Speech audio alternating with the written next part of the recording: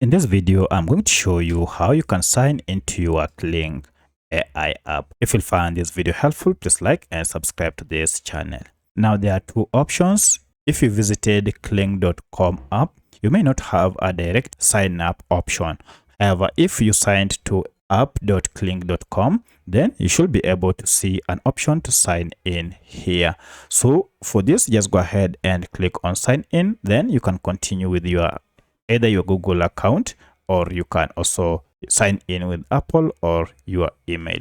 However, if you are on kling.com/global and you wish to sign in, just go to experience now here, and then once you click on this, it will now take you to app.kling.com website. From here, go ahead and click on sign in and then continue to sign in. For my case, I'll continue with Google, and finally I'm signed in here, and here we go.